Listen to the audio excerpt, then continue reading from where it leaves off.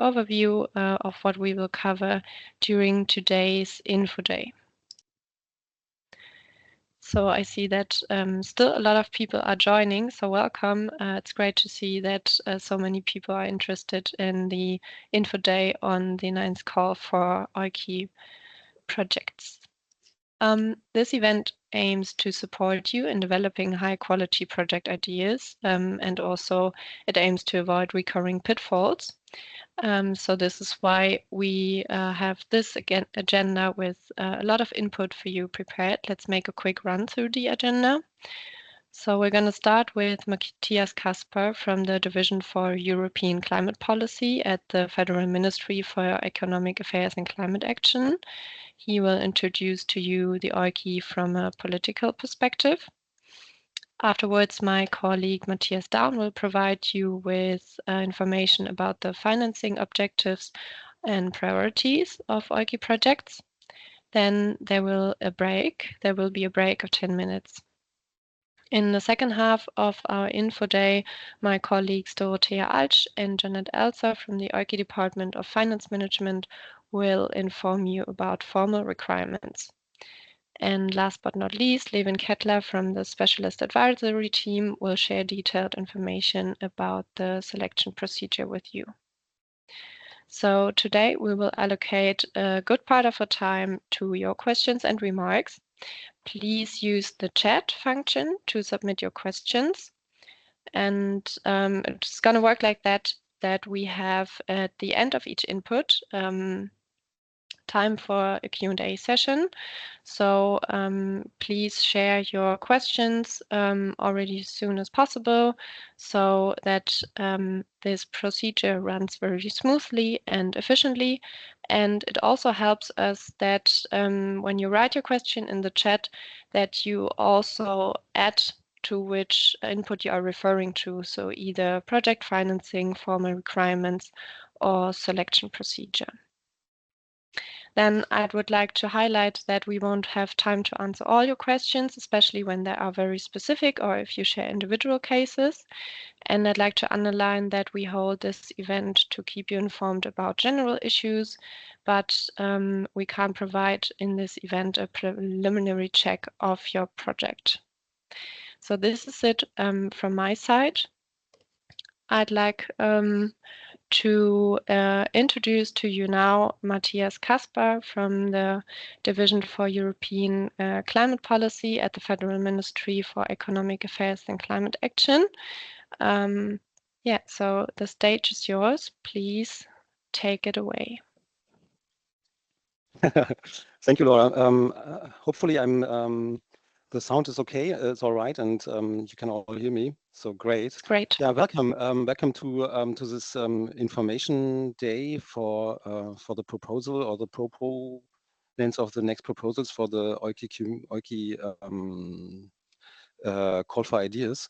I'm very pleased for this opportunity to address you. So as Laura already said, I'm working for the Federal Ministry of Economic Affairs and Climate Action in Berlin, in the unit for European climate policy, and also for the EUKI program, the GIZ, so the team from Laura and the others, is commissioned to implement the program.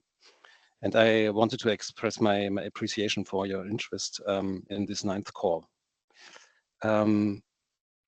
Climate change is accelerating, and we are experiencing more and more floods, major forest fires, and the loss of biodiversity.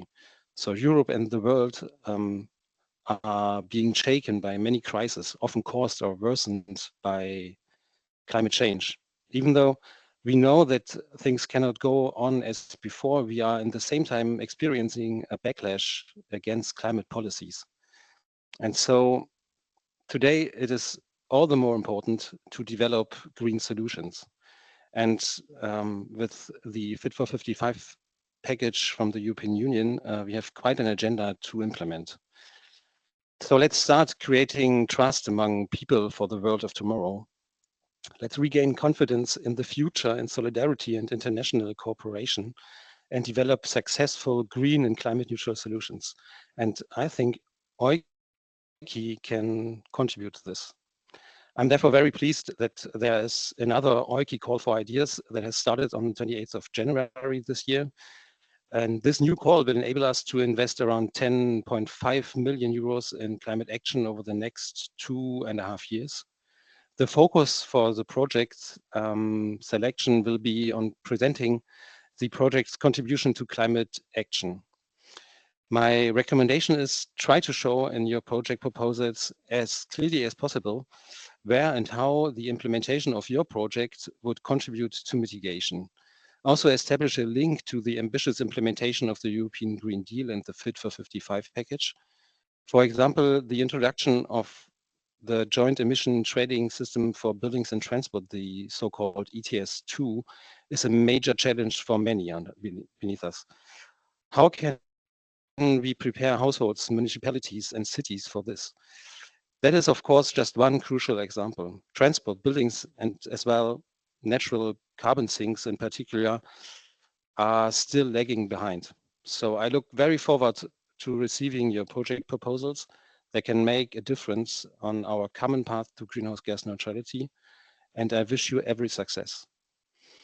GSZ will now present further information on the 9th idea call. And unfortunately, I won't be able to stay the whole event. So goodbye from my side already. Thank you so much, Matthias, for your introducing words. It was great to having you here for the introduction. I'm now delighted to introduce to you Matthias Daun, specialist advisor from the EUKI team, and he's going to share the information on project financing with you. Matthias, the stage is yours. Thank you very much, Laura. So also a warm welcome from my side. Pleased to see so many participants already. So I will now proceed and give you some basic information with regard to the 9th call for project ideas. So just in general, for those of you who don't know, our program structure within the European Climate Initiative is basically, on one hand, we are focusing on funding. So that's why we are meeting here today for the call for project ideas. Nevertheless, also we have a quite intense supporting structure with our EUKI Academy within the European Climate Initiative, something you are maybe already aware of and will be in case you are joining our EUKI community via successfully participating in one of our calls. So I'm now going to explain some of the main aspects that are important when applying. So the timetable for this call for project ideas is as follows. You have the chance to submit your project idea via our online platform. That's really important. Please don't send any emails or whatever until the 10th of March. 3 o'clock Central European Time. And from then on, we will have a look at your project idea. And in case you are successful, you'll be notified approximately in June 2025, obviously. And rejected ideas are usually informed quite shortly afterwards in July. And in case you are successful, your project is most likely to start either on the 1st of December, end of this year, or in February 2026. So those are the main dates maybe of interest. Everything, maybe I should clarify that beforehand, all the information that we are going to give you today and that I am already giving you can be accessed on our website, and particularly please have a look on our information on project financing. So it's even more detailed than the presentations that we are providing today. So just some basic figures. If you are applying, we are currently funding project ideas between the volume of 120,000 and 1 million euro. on average, usually between 500 and 600,000 euro per project. And the duration is up to 29 months with a minimum of 18 months. Usually projects always definitely apply for around 2 to 2.5 years of project funding. And we always seek project ideas with a project consortium of up to one implementing partner, which is always the submitting organization, and up to 4 implementing partners. This is the regular, let's say, project consortiums that are applying for funding within the European Climate Initiative. So looking at the different types of organizations that are eligible, so I would like just to maybe differentiate between implementing parties that we have, that are eligible to really apply for funding, and target groups. So there's always a slight difference. Target groups of the project ideas that you are submitting. So on the one hand, we are funding non-governmental institutions, national, local, and regional government agencies, educational institutions, universities, and so on, institutes, other academic institutions, and non-profit enterprises.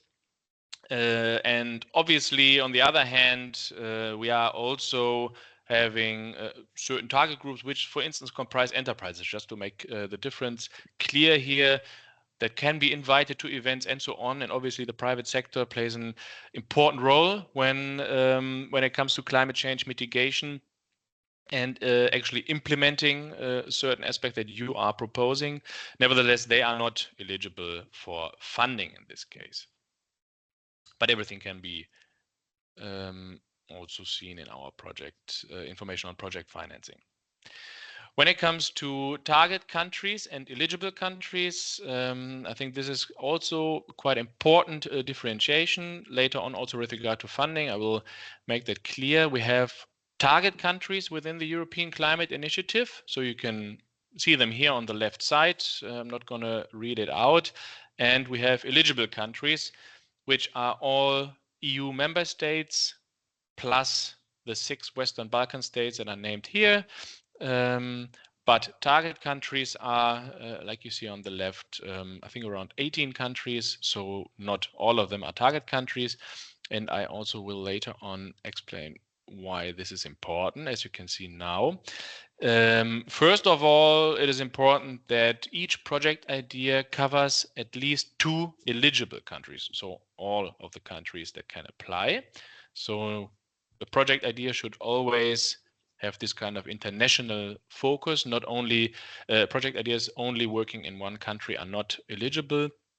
And when it comes to project financing, it is important that more than 50% of the allocated budget is going to implementing parties or implementing partners in target countries. So that is something to keep in mind also for the first stage, that you can clearly allocate the budget to the respective partners. And we are going to have a look at it if the numbers add up to more than 50%. And for instance, Germany is not a target country. So if you are a German institution applying and you are receiving more than half of the funding, that would not be an eligible project idea. You have to make sure that your partners should be from target countries and they are receiving the respective amounts of funding. In addition, just to point that out, Ukraine, Georgia, Turkey, and Moldova are not eligible for funding. So in case those countries are included, please have a look at other funding opportunities, for instance, the International Climate Initiative. So just to point it out, those are our topics that we are covering. There has been no change with regard to the last call for project ideas. So just to point it out, carbon removals and sinks, climate neutral mobility, climate policy, energy transition and climate neutral buildings, just transition and sustainable economy. So we are aware of the fact, obviously, that those are quite broad topics and they can cover a variety of different project ideas and subtopics. I think the main aspect to keep in mind at this stage is that all project ideas should always focus on climate change mitigation, and not, for instance, adaptation. We are also aware of the fact that adaptation can be, for instance, a co-benefit of a project, but that would not be part of the evaluation. We are evaluating projects based on their mitigation potential with regard to those topics mentioned here.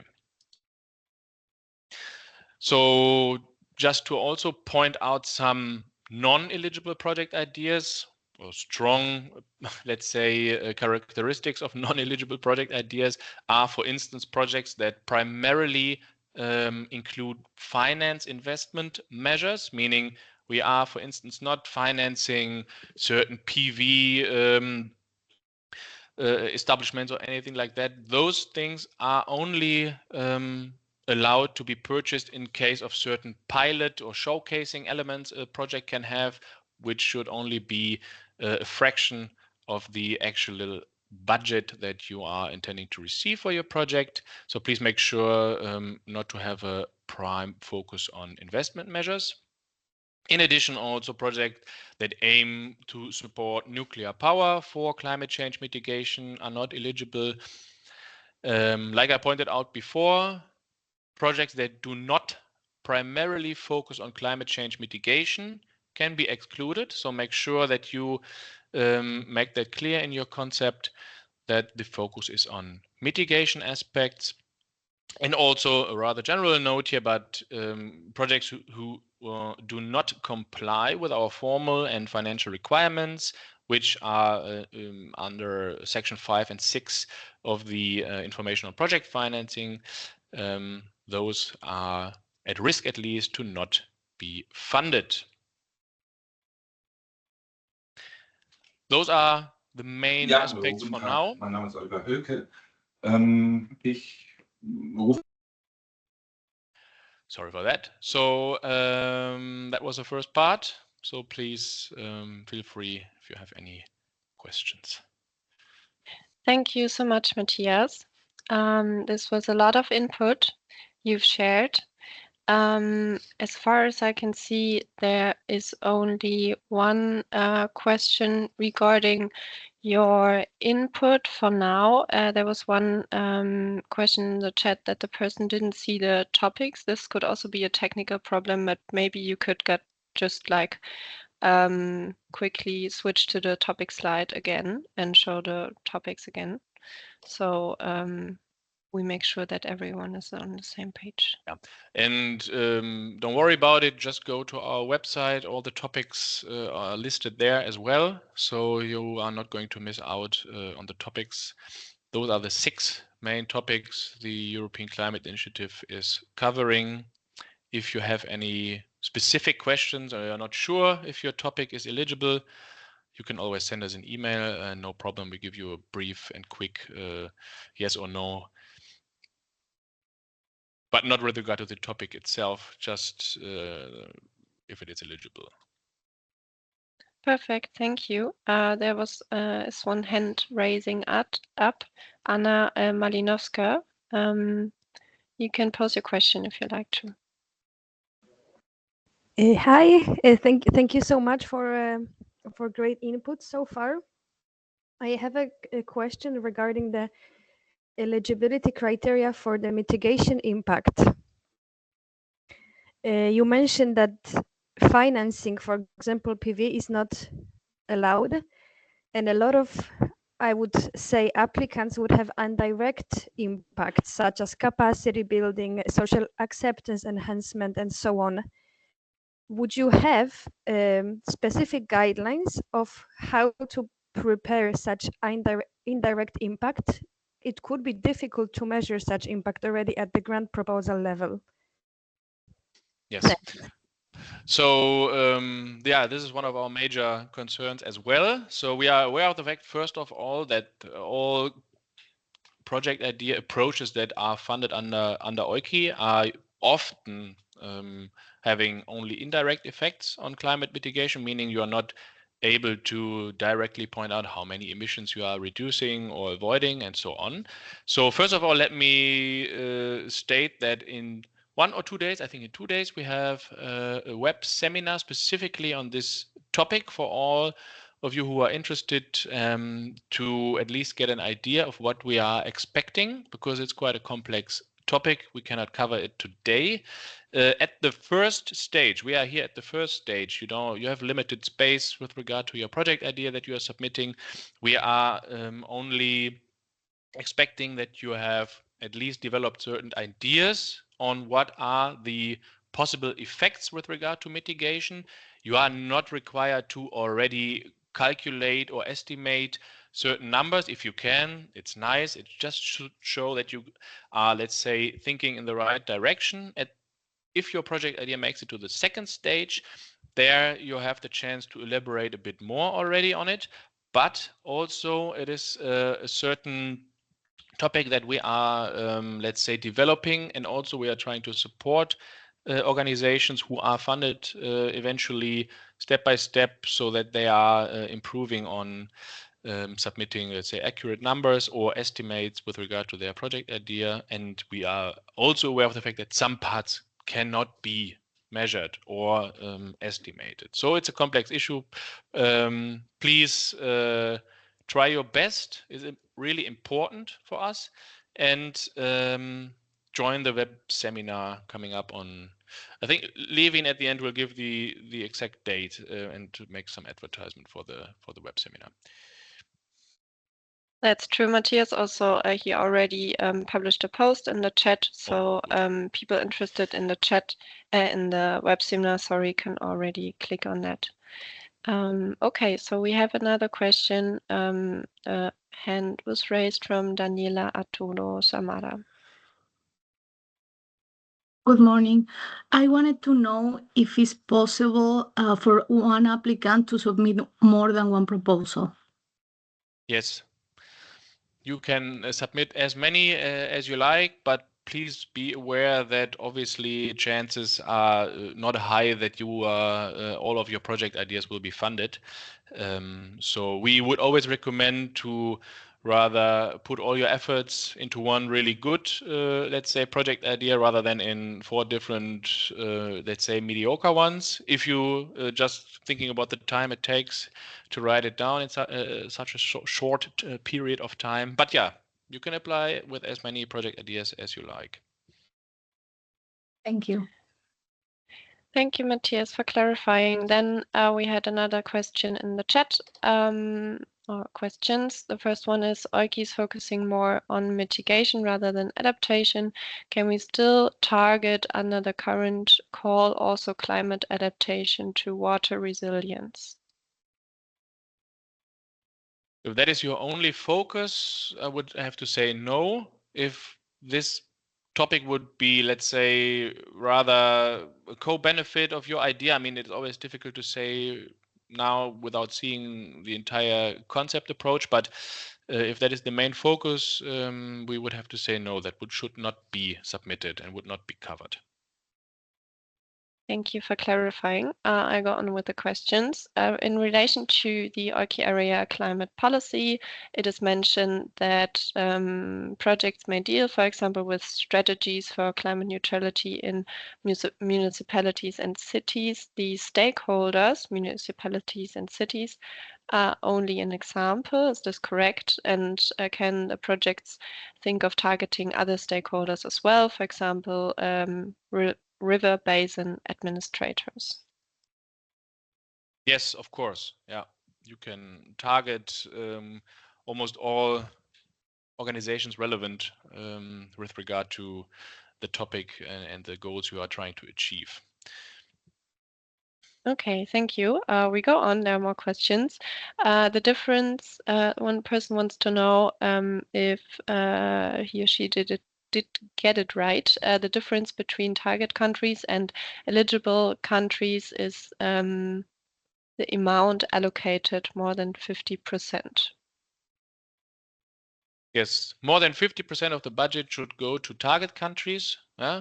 And when I talk about target countries, that would be organizations residing in those countries. So obviously, that would be the way of measuring it at this stage. Okay, there's one more question from the chat. If there could be 4 organizations in the consortium. Sorry, can you say it Yeah. again, please? So the question was if there could be 4 organizations in the consortium. Yes, I mean, we always say one implementing party, so that would be 1 organization, plus up to 4 implementing partners. So overall, 5 organizations. That is the number we would like to, let's say, state as a maximum.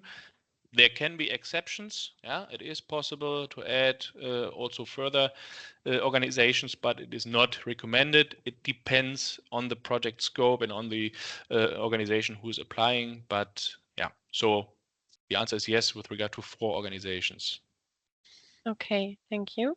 Then there was one hand raised, and I'm sorry to the person whose hand I took down. This was not intended.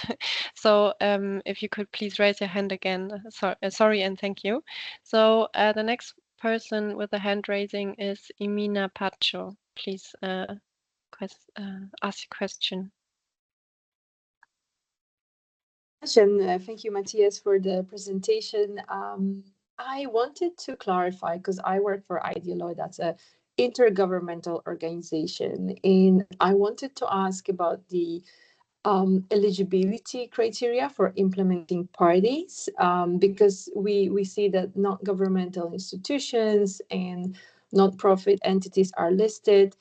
Intergovernmental organizations are not explicitly listed, and I wanted to ask, would you consider intergovernmental organization that is working non-profit as an eligible implementing party? Thank you. Yes. Yeah, we are aware sometimes can be a bit more tricky. So with regard to international organizations or intergovernmental organizations, I think the answer would be, first of all, we have to see what is the legal personality of the organization.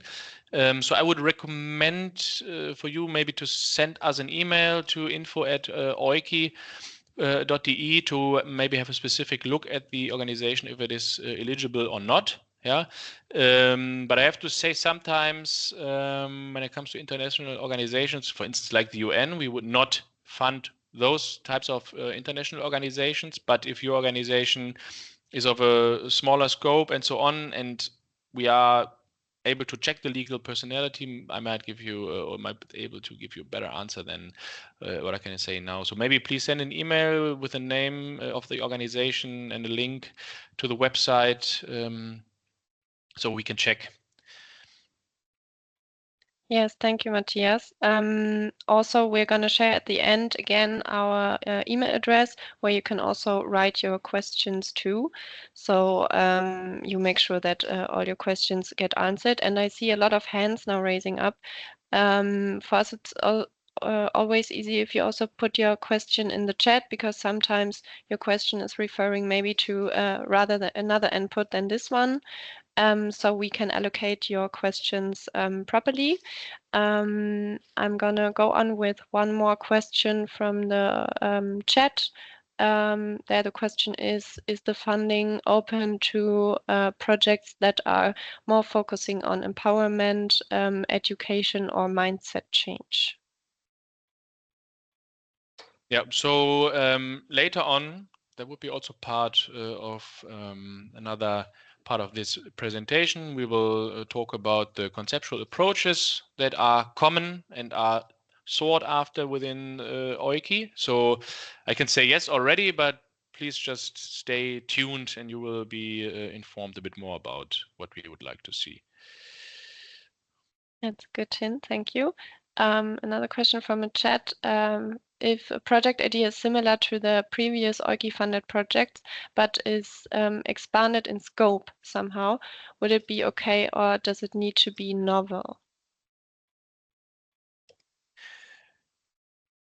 depends a bit on the differences and what you are, let's say, following up to. But I can only state that in the past, there were also several projects funded that are based on a previous project. But that is something that needs to be evaluated more in depth. I cannot answer it right now, but it is possible. So you can apply, but make sure it has really a next step included. It's not something with, say, double done or whatever. So please make sure it is clearly, let's say, elaborated on what you are doing now that is necessary after the first project ends. Thank you, Matthias. We have room maybe for one or two more questions, so I'd like to give the word to one person raising their hand. Dikaya Saraga, please pose your question. Yes, hello.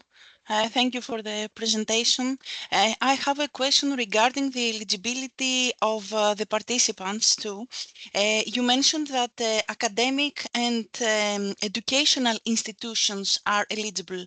My question is, are research institutions as eligible too?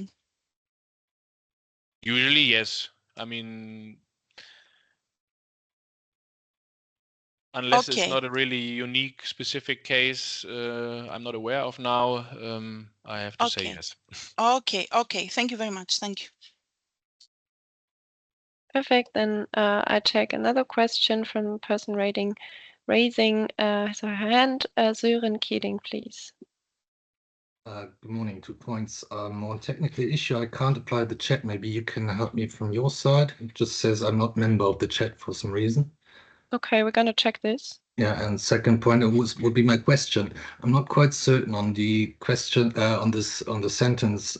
Each project must be conducted in at least 2 eligible countries. Does that mean, for example, you have one submitter and one implementing partner in another country, like a German submitter, but not really implementing activities in Germany, but just in the other country? Would that be eligible too? Yes, because in that sense, money would also go to Germany, and also there is always, I don't know, certain knowledge transfer to the other country. So that is always something we consider that is actually conducted in Germany then as well, even though maybe certain conferences and so on are not really happening in Germany. So if money goes to the country and an organization in the country, it is part of the project and is therefore eligible, and you would have a check on that requirement. Great, thank you.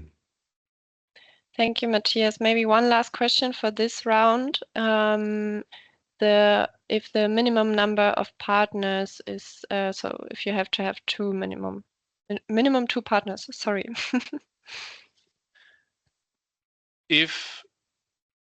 So first of all, the submitter is already a given. Yeah, somebody has to submit it, and partners are on top of it, part of the consortium. So that would be the answer: 1 submitter, 1 partner.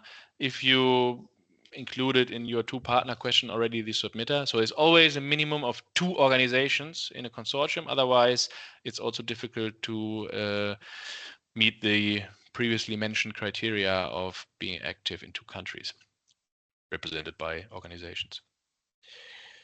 Thank you so much, Matthias. So this was the first Q&A. We thank you so much for your interest. We see that a lot of questions are already raised. We try to tackle as many as possible.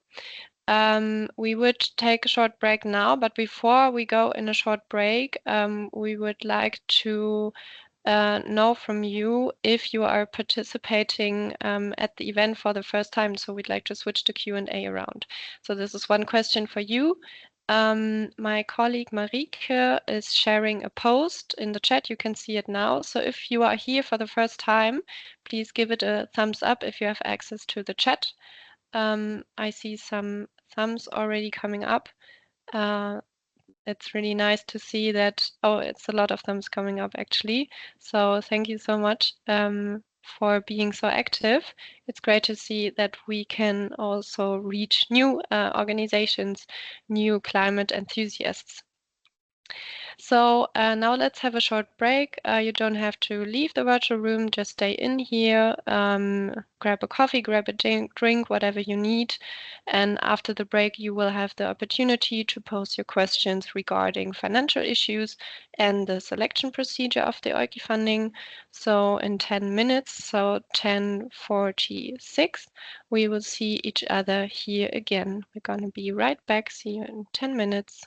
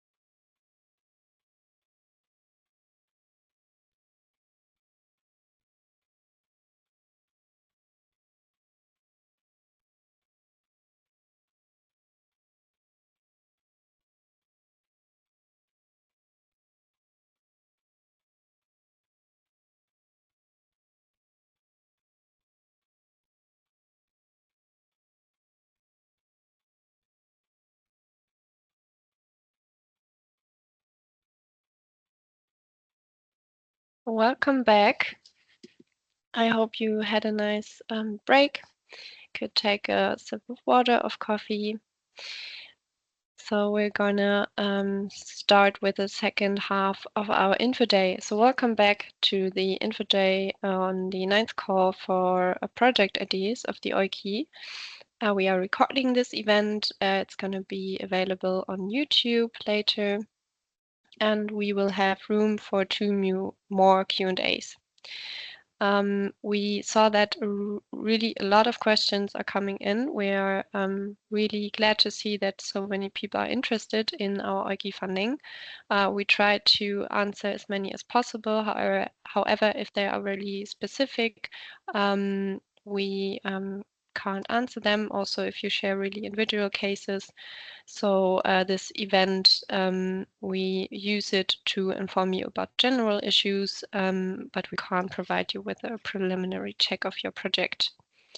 But now let's not lose any time and let's go on with our inputs. So let's listen to what our finance managers, Dorothea and Janet, will tell us about formal requirements.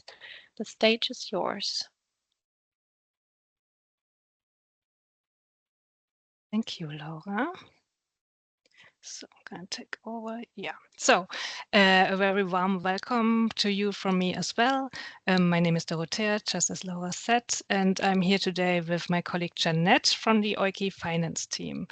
In the following part, we will give you more insight on the formal requirements of your EUKI application with a focus on financial and commercial aspects. Knowing that the formal requirements can be challenging, Janet and I assure you that the better you understand the requirements, the easier it will be for you to fill out this part of the EUKI application.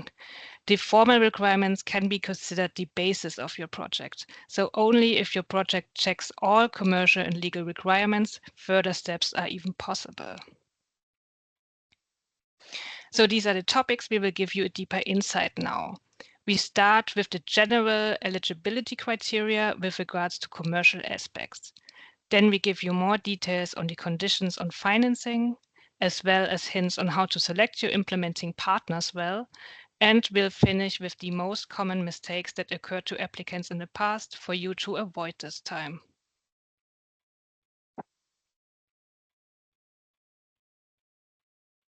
So, thank you, Doro. So what are the eligibility criteria? We will start with the legal requirements for your application. So you are the applying organization as well as your implementing partners must be non-profit according to your articles of association and actual management.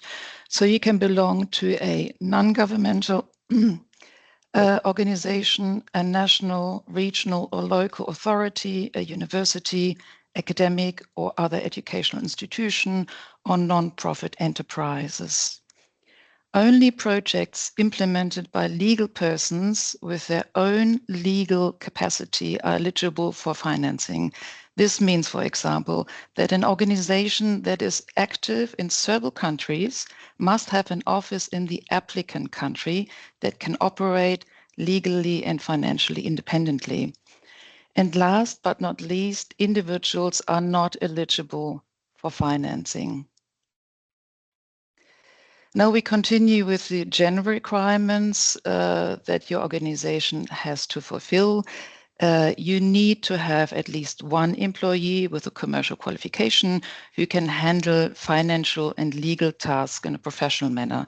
This person shall implement and monitor the project in a cost-efficient way. They should also keep track of the financial reports that have to be submitted. Moreover, you need to have a suitable software-assisted accounting system that must meet national standards according to your national law. For example, a sole Excel sheet with income and expenditures is not sufficient. The system should be ideally be software-assisted and be operated by qualified bookkeeping staff. We also ask you to explain to us your internal control system, and we would like to understand what internal control bodies you have. Those internal control mechanisms have to be based on the principles of transparency, cross-checking, functional separation, and minimum information.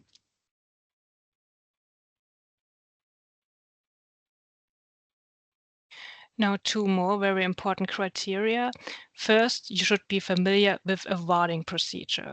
This is a very important aspect that we will check very carefully in our so-called commercial and legal eligibility check during the second stage of the application. Within the commercial and legal eligibility check, you will have to submit a comprehensive sample documentation of a contract awarding procedure which you already performed. You also have to present your own written awarding guidelines that describe the process of how you handle tenders in your organization. Secondly, EUKI recipients need to have a certain financial strength. Therefore, the average annual project financing you apply for shall not exceed the implementer's average annual revenue of the past 3 financial years. A quick example. First, the implementer would calculate the average revenue. In this case, it's 300,000 euro. And in the second step, you have to make sure that the average project financing does not exceed these 300,000 euros. So in this case, it would be possible to plan with an EUKI grant of 600,000 euros over 24 months. For all points that Jeanette and I mentioned so far, we will ask for specific records as proof. For this, there's a specific list in the application form within the second stage, where you can see exactly what is required, and we will check all these evidences during our commercial and legal eligibility check. Please be aware that you have to provide adequate translations into English or German of all relevant documents.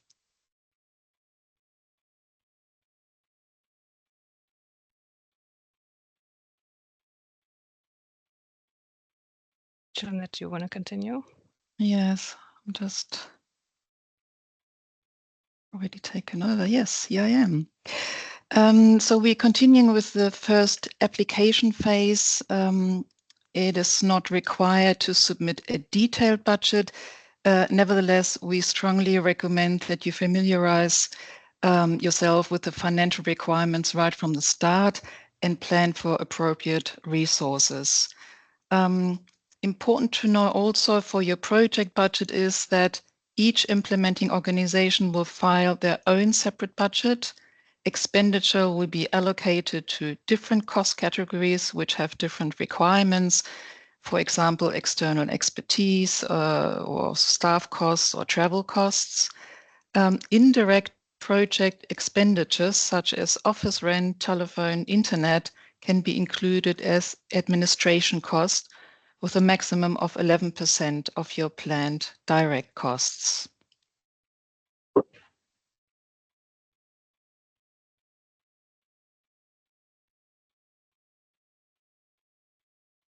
We would now like to focus on another aspect, that is the selection of your implementing partners, given that you are the implementer. So why is this so important? Please don't forget, the implementer will be solely responsible for their own contractual relationship with the implementing partners. That means you, as the implementer, have a contract with GIZ, and the implementing partners have a contract with your organization, meaning you really have to make sure that you select your partners well and according to certain criteria that are also stipulated in the contract between the implementer and GIZ. The documentation of these due diligence assessments has to be available to EUKI or an auditor upon request. So what are these possible criteria for selection? Your partner must have available capacity for the project implementation. So you should, for example, check if there's a sufficient capacity in terms of employees and premises available for the planned activities, or if the potential organization maintains a professional bookkeeping system. Also, please check if the potential partner organization has enough experience in implementing third-party funded projects in order to make sure that they are not total beginners in that field. Moreover, the partner organization needs to have at least one employee with commercial and financial qualification too, and of course also qualified staff to carry out the technical project implementation. And the last point, basically, as mentioned before, the partner organization also needs to be based in either an EU member state or one of the other countries within the EUKI coverage, as already explained. So we are often asked which criteria only apply to the implementer and which apply to both the implementer and the partners. So let's take a look at the left side of the slide. There you can see what both an implementer and a partner needs to provide as proof. We ask every organization for proof of their legal and non-profit status. So this is a must for everyone. Also, the budgetary requirements have to be applied by the partners as well. That means that they have to create their budget with the same guidelines as the implementer. For example, that the main tasks have to be carried out by the organization itself. The partner also should already have some experience, and they definitely should have qualified staff, but this should be checked by the implementer themselves, like I just described on the slide before. Which evidence we request only from the implementer are the following: proof of experience with procurement, financial strength, experience with third-party funding, qualified staff, the software-assisted accounting system, and internal control system.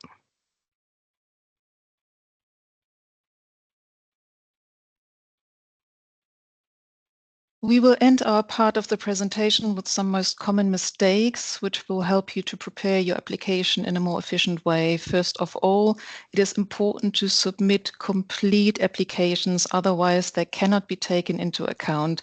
Sometimes supporting documents were not prepared completely and with sufficient forward planning. So if you spend more time completing the documents in advance, you will save yourself and us an extensive and lengthy verification phase afterwards.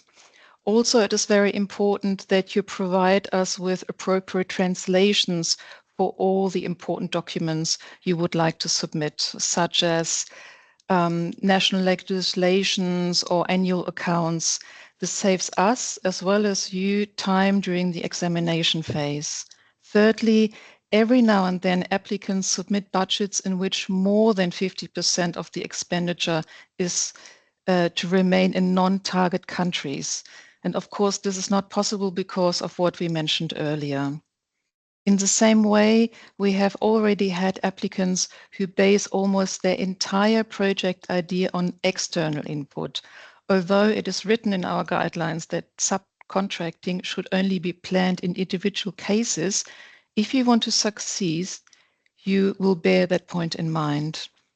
And finally, a common mistake is also that the planned budget does not correspond to the planned activities. For example, it is far too few resources are planned for the planned activities or the other way around. So please remember that point while applying.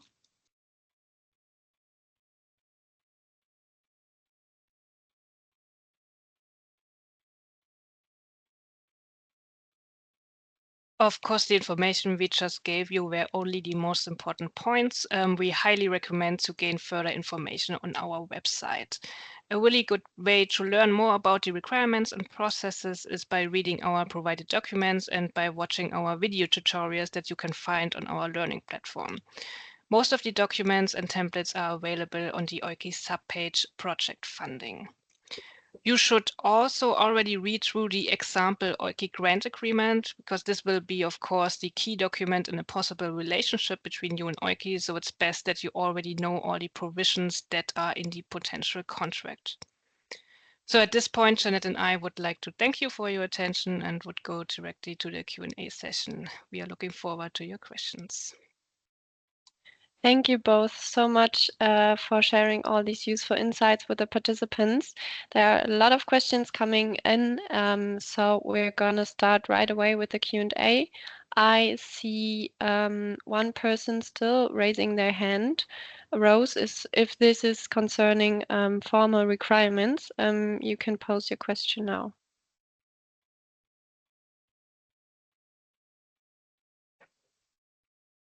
It's not okay. Now we can hear you. Okay, good. No, I already asked the question in the formal session. My hand was raised in the formal session. It's okay. Okay, I perfect. chatted. Yeah, thank you. Perfect. Then we're going to give room to some questions from the chat that were already submitted beforehand. So to both of you, the first question, could you please clarify whether co-financing is required for the EUKI project? And if so, what percentage of the total project costs should be co-financed? So I can answer this question. So it's expected, appropriate contribution is expected, and it's a minimum of 5% of the overall project finances. Yeah, that's about, I don't know, Doro, do you have anything to add? No, yeah, that's basically Yeah. at 5% at least it is expected, so you can show your own interest in the project as well. Yeah. Thank you both. We jump to the next question.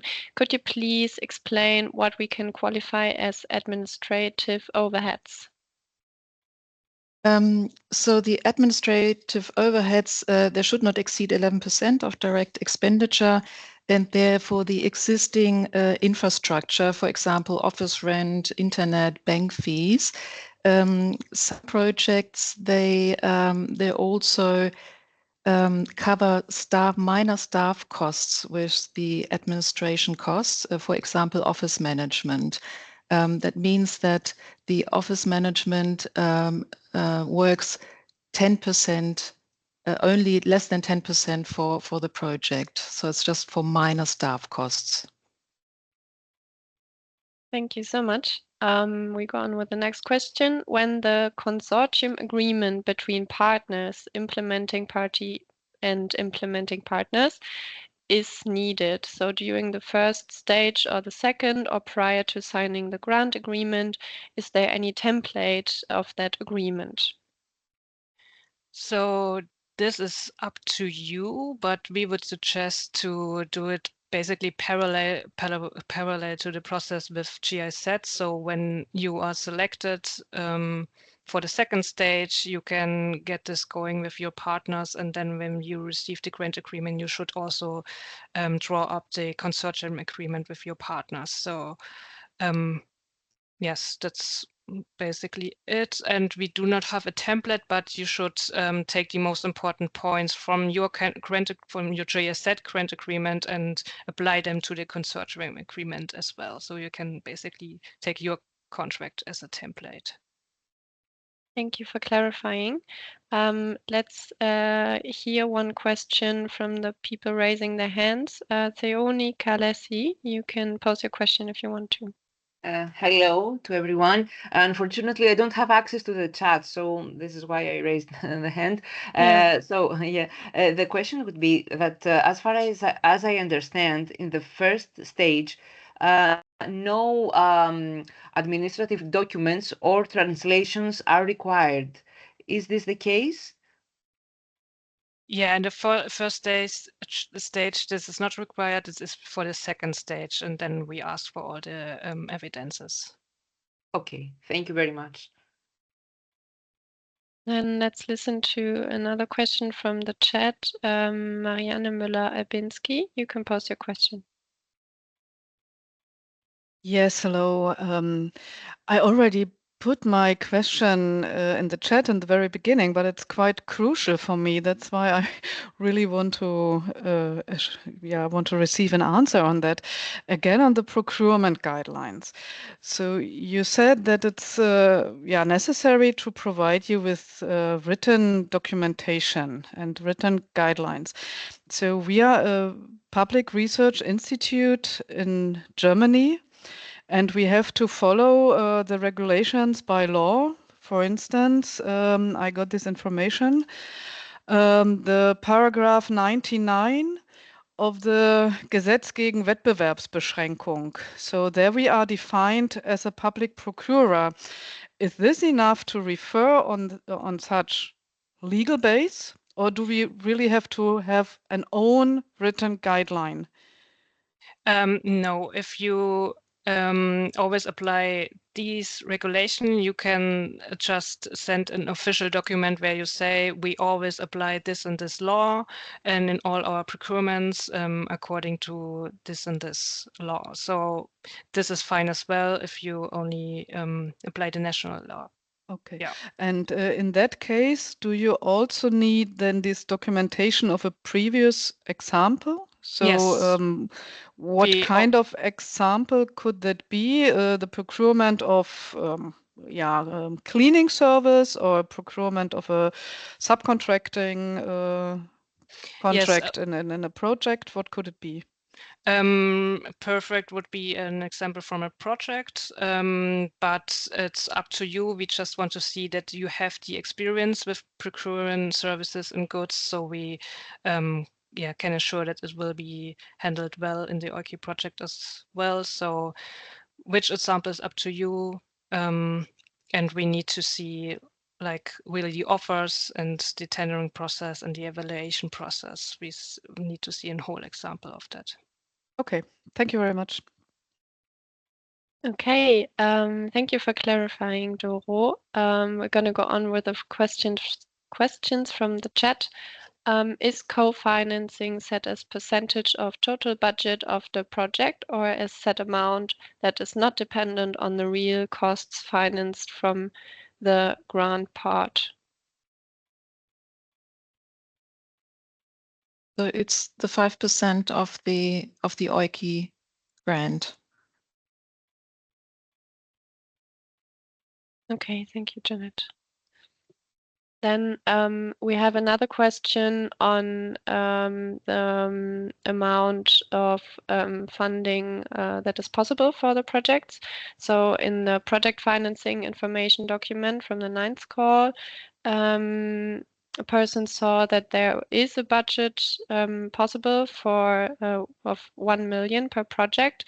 However, the person saw that previous projects in the field of climate neutral mobility have had a budget of more like 400 to 600,000 euro. Could you explain the reason for the discrepancy? Is it because the previous calls had a lower budget per project? Could you explain why projects have these budgets? So this is not a reason that there was a lower budget or because of the budget category. Climate neutral mobility has the same budget as every category else. This is just, it depends on the project. If you really need $1 million euros for your project and you can show that you need that much, then this is okay, but most of the time not that much is needed, and I think most of our projects are between 400 and 600,000 euros. Yeah, thank you for clarifying.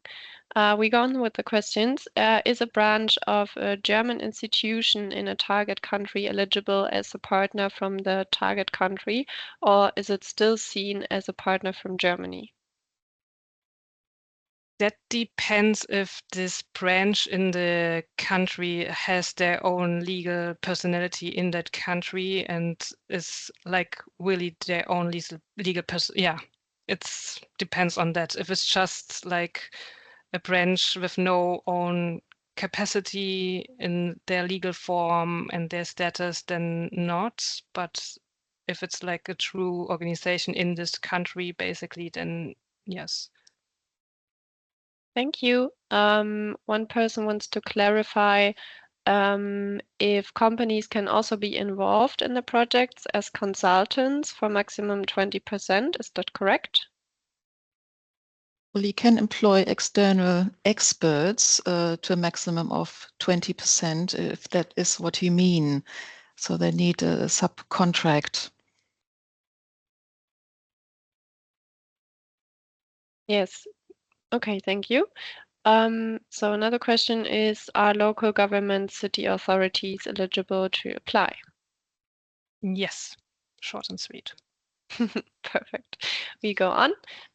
Is there a threshold in terms of the percentage of the budget available for investments, e.g. procurement of equipment for a target institution or something similar? It is clear that the primary focus of the project should not be on that, but are there any specific limitations regarding the budget? So it really depends on the project and what you require for the project. If you have to buy machinery and other things, it's a maximum of 50%, but it should be less than that. But really, really depends on your project. We will go through it and see what is required. What do you have to purchase? Thank you, Jeanette. So also again, Adoro, you want to add something? Yep. Yeah, it just maybe I misheard, but it's just for true equipment stuff or goods, the limit is 5% actually. So sorry, I was at 50. Sorry, 5%. Thank you for clarifying. And again, as my colleague said, sometimes it really depends on your individual case. So there's always the opportunity to contact us via mail. So let's listen to another person who's raising their hand. Frauke Haupenter, you can pose your question.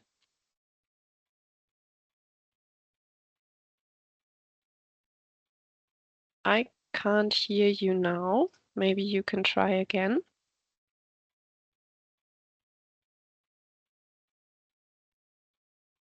The others can't hear you neither, right?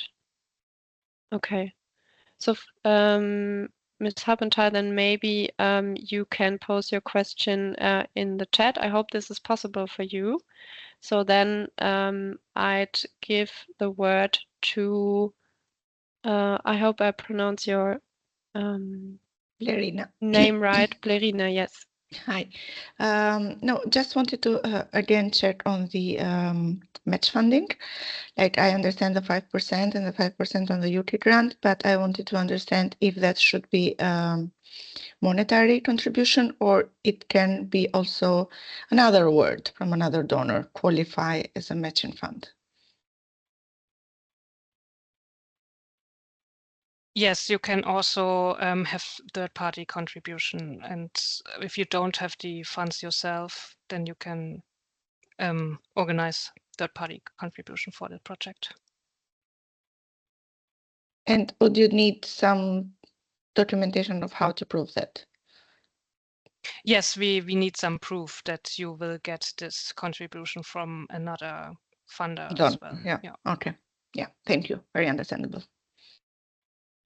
Let's go on with one person raising their hand. Borut Juricic, could you pose your question now if you want? Yes, hello. I have this question. If there is any guidelines to divide the costs between the staff costs and the costs for pilot activity. Because we are developing a concept that through a pilot activity we would be testing alternative mobility in an urban area, and according to the eligibility, it would be well within what the project can finance, but it would be about 50% for the pilot activities. So, are there any guidelines, any limitations there? I would check out the EUKI guidelines on legal, commercial, and budgetary procedures, which are in the package for this first stage. There you can see all the budget categories and what they mean and how you can apply how you can plan your costs. It's really hard to say just right now. So you can check the document and you can write us at the info at EUKI. But there are no official, I don't know, limitations of you cannot have more than 40% per pilot or something like that. No, because pilot can mean very different things, so we cannot say anything about it. Okay, thank you. Okay, let's go on with the questions from the chat. Where should the coordinator be located, rather in a target country, or is there no preference on that? There's no reference or guideline on that, but you have to make sure that the over 50% of the fund goes to the target country. So you have to keep that in mind. Thank you. Is own financial contribution 5% obligatory, or is it just recommended? And can the 5% own finance to be work hours of employees? It's highly recommended. It's in a way obligatory. And the second part, Laura, was about staff. I believe that is possible to pay staff with the own contributions. Okay, let's go on. What is the maximum acceptable percentage of funds to be directly provided to third-party beneficiaries, residential sector households, funding energy efficiency measures?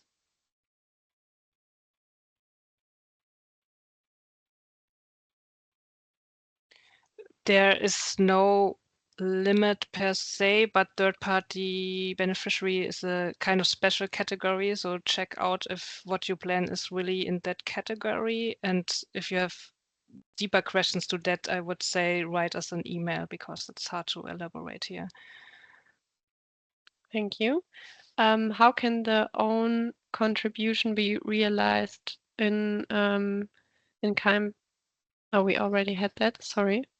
Then do non-profit enterprises refer to social economy enterprises? I'm not sure how to answer that. So I think you have to elaborate that in an email because if it's targeted, if your organization is eligible, because it kind of depends. Yeah. Okay, so a lot of questions really like special cases. Take in mind that you can reach us via mail. Let's go back to the persons raising their hand. Christine Reist. Hello.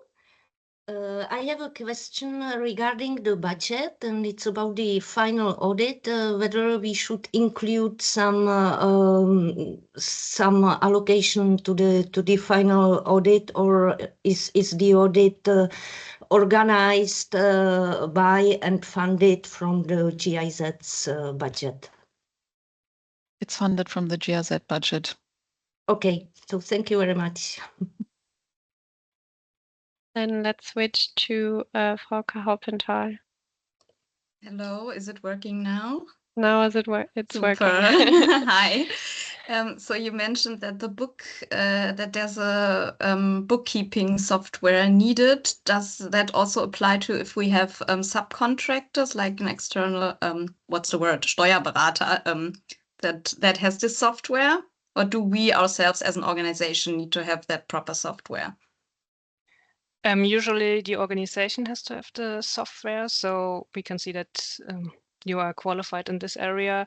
But it's also, we also accept if you have an outsourced bookkeeping assistance, but yeah.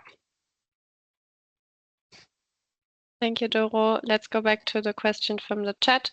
Are cascade funding or endowment funds admissible?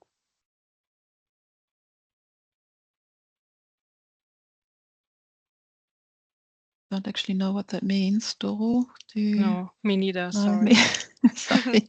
Okay, Maybe, so please then post that maybe question. elaborate. Yes. Yeah. In the email, my colleague Levin Kettler already shared it in the chat. We're going to share it later also, so you can't miss it.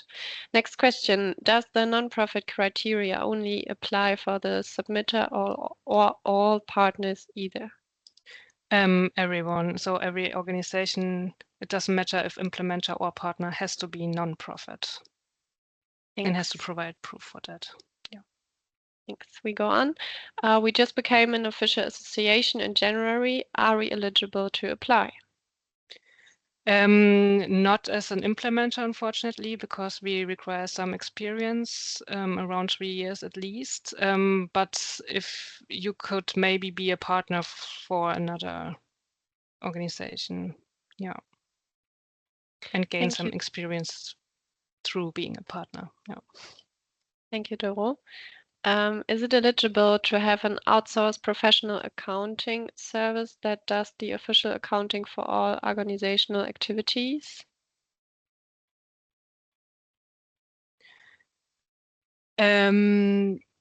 Organization activities, I am not sure if I understand correctly, but if you only mean that you have professional accounting service, an external one, just like I answered with Frauke, then yes, this is possible. Okay, thank you. Would it be eligible, one person is asking, a nature park that operates as a public enterprise, meaning that it has some minor for-profit ecotourism activities? So if you have non-profit and a profit part in your organization, those must be separated, and we must see proof that this is a separate part and that the non-profit part would be part of our EUKI project. But I cannot say definitely now if a nature park and as a public enterprise is eligible. I would suggest also to ask this via email. Thank you, Doro. So I would suggest we try again with Rose, if now the audio is working. And this also would be the last question for now. Okay. No, my audio was working before. I said I had sorry. asked already. But there is this new question about the bookkeeping still. Is SAP considered? Can it be the bookkeeping like we use that in the university? Yeah, SAP is a bookkeeping assistant, yes. Thank you very much. Okay, thank you. So we are running out of time for this Q&A, unfortunately. So I thank you so much for posing a lot of questions, for your interest. Thank you, Doro and Janet, for answering a lot of questions. And we are going to have one more Q&A session with Levin Kettler after his input. So let's go on with the input from Levin. He will guide you through our selection procedure and share with you the most important details on that. Levin, the stage is yours. Yes, hello also from my side. My name is Levin Kettler. I'm part of the EUKI Specialist Advisory Team. So that will also be the team evaluating your project ideas, and I will tell you a little bit more about that evaluation process right now.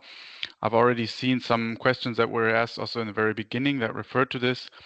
I hope I can answer as many of them as possible right now, and then at the end we have some time to answer all that are left. Now, to begin, you've maybe already seen on the website or know already that the EUKI evaluates in 2 stages. Right now, we're within the first stage where you prepare a project outline or a project idea, and that will be submitted on the EUKI online platform. And if you made it here, you probably also know where that platform is, but we can also send the link in the chat later. After you submit these project ideas, they will be evaluated by 2 evaluators each, according to the selection criteria that I will outline in a minute. After that, a number of project ideas will be preliminarily selected, and then those submitters will be asked to submit a full project proposal, and that is the second stage. As Matthias already said in the beginning with the timeline, you can expect either a confirmation or rejection by July.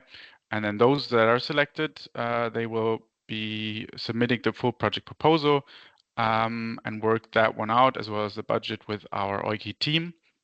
And the usual time for completion ranges from 4 to 8 weeks, but there's also going to be a support session for that stage too. So for now, I would first move on to the themes for the project ideas.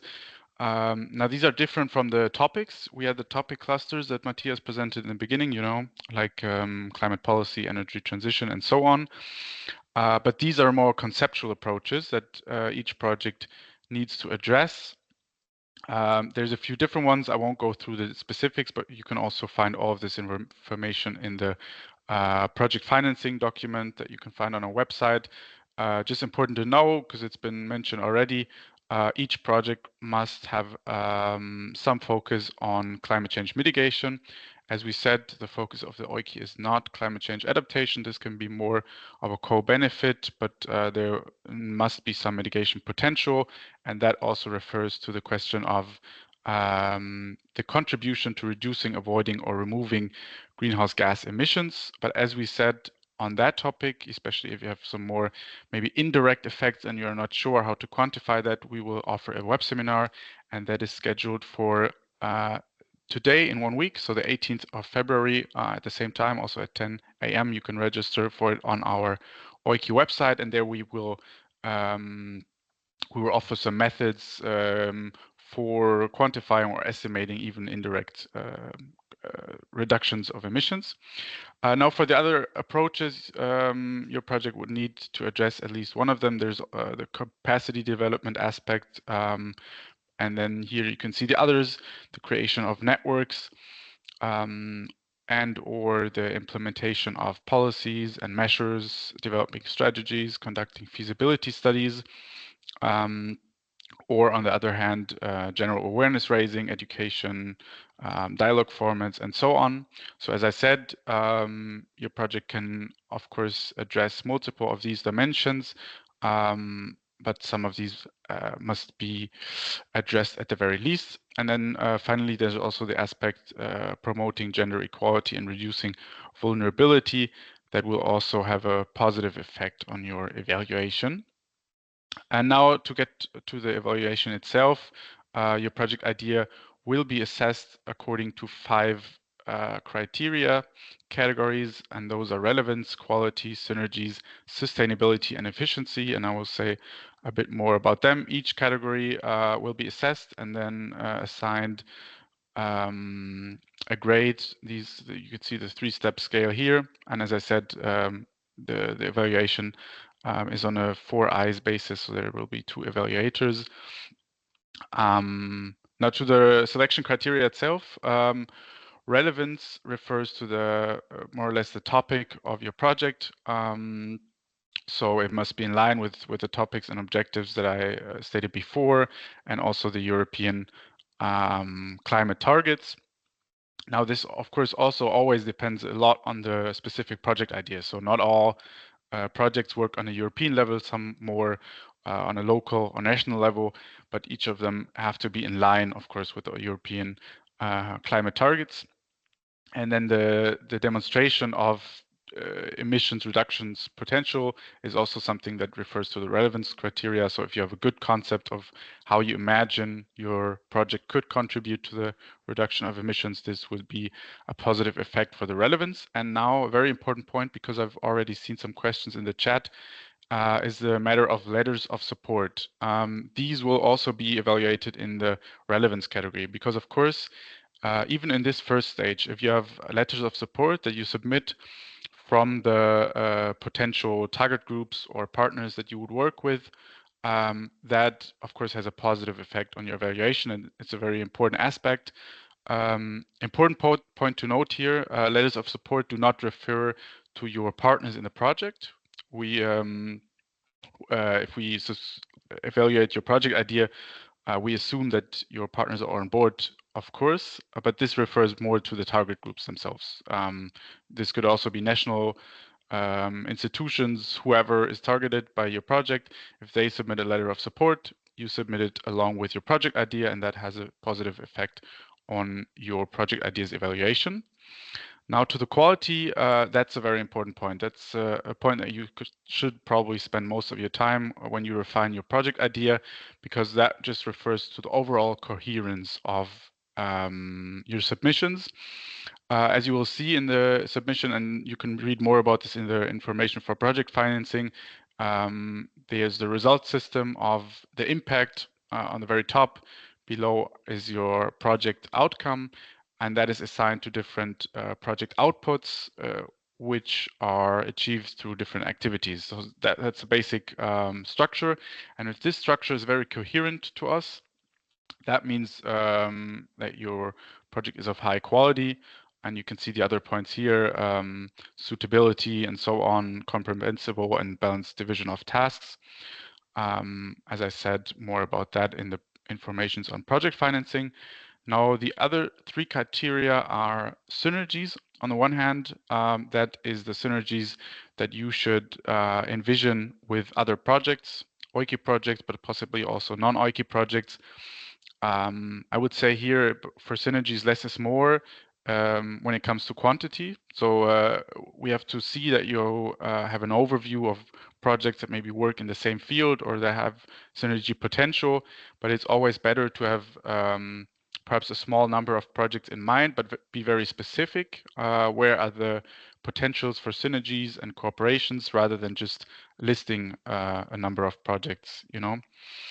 For sustainability, also a very important point. It's just good for us to see in general that you have the end of the project in mind, or perhaps what comes after the end of the project.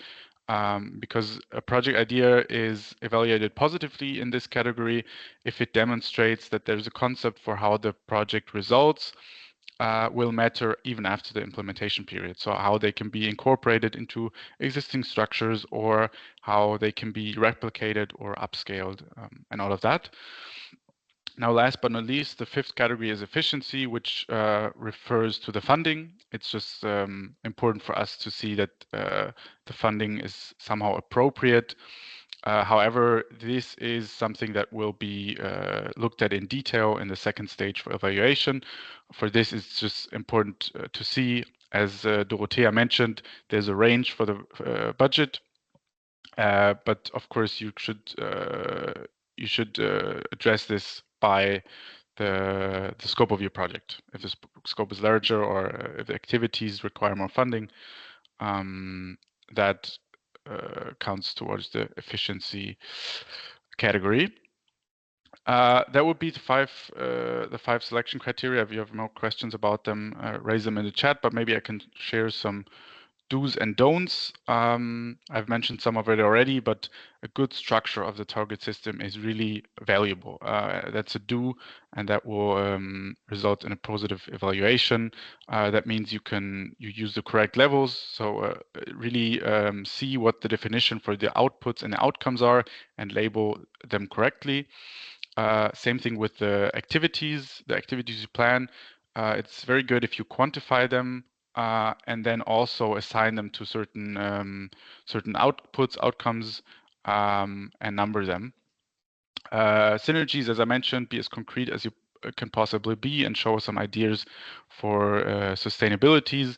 And including the target groups means, first of all, to know how you will include them, but also showing letters of support already in this stage of the evaluation.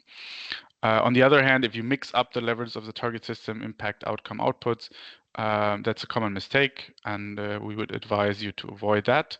And then being too general and too abstract, you can probably imagine the more specific you are with your idea, the better it will be evaluated. And here we have the link where you can see more information. The project funding that was mentioned before, we can also send it in the chat. But now I think we would use the time we have to address all your very specific questions. We are doing that. That's totally right, Levin. Thank you so much for sharing so much useful information, also for clarifying some questions you already saw in the chat. So let's start with the questions on your input. First question would be, how many projects will be selected for funding this year? Yes, yeah, I can understand that that's probably a common question, but of course we can give you no exact answer. This also depends on the required funding for the specific projects. But what I can tell you is about the past calls for project ideas. So there's usually always been an average of 20 projects funded. This in call 8, 20 projects were selected. And I can tell you that you cannot expect a big increase for the EUKI budget. So we would probably be somewhere in that range. I think there's also been some questions about the rate of acceptance. And that, of course, also depends on the amount of submissions that we receive. And I can also say a bit about that for the last calls. In 2023, we had about 180 submissions in this stage. And 2024, we had 230. So if you think about 20 projects being selected in this stage, that would mean a little bit more than 10% acceptance rate 2 years ago and a little bit below that last year. So we expect to be somewhere in that range. Thank you, Levin. And then also concerning this matter, another question okay, sorry. You already answered that. Then another question, would climate-friendly food be an interesting topic for a project? Yeah, of course, as Matthias also said, these like specific questions about project ideas always depend. I would have to see the full concept. In general, as long as you can prove that this, like the focus on food refers somehow to the 5 clusters that we have, and also has a clear mitigation potential, then that would not be a problem. There's also, if you look on the EUKI website, there's also been some past projects that have focused on like a similar area, but it's very important that this project idea would have a clear focus on mitigating effects of climate change. Yeah, thank you for highlighting that. Another question on topics. Can small renovation works in vulnerable households be financed through this call? Yeah, I mean, this also depends a bit. I mean, if you're referring to simply the topic of renovation works in vulnerable households, that of course fits very well in our cluster for climate neutral buildings and addressing vulnerability. So it sounds like a topic that's fit for the EUKI. If you're referring about concrete investment measures, of course, that's not the scope of the EUKI. So there's not going to be financing for large scale investment projects. But of course, if you have certain pilot activities for renovation, demonstrating certain benefits of renovation to municipalities that can later be replicated, that would be okay. But if it refers to budget questions, what can be invested in and what not, you would have to refer to the budget guidelines. Thank you, Levin. Then let's jump to the person who raised their hand. Sophie Reinbold, you can ask your question now. Hi, thank you. Yeah, my name is Sophie, and I would like to ask a question regarding the greenhouse gas emissions. So you already said that there's going to be an extra call next week on that. So since I also cannot access the chat, maybe the first question, please, like to share this information also via email to all the participants, because I also couldn't find some information on the EUKI website yet. And last year, we were given the information that this year there will be a greenhouse gas emission calculation guideline, maybe similar to what there already is in the National Climate Initiative. Is there going to be this, like, is this still a plan that there's going to be this guideline and that we can also already use it in stage 1 to have an orientation on what is expected from us? Yeah, very good question. As for the link, we can also share it via email. If you want to search it on the EUKI website, if you're on the EUKI website and go to the Academy tab, there you can see the next events, and it's called EUKI Web Seminar, Estimating Your Project's Emissions Reductions. The registration is still open this week, and then all the people that register will receive the link next week on Monday, like we did it with this event.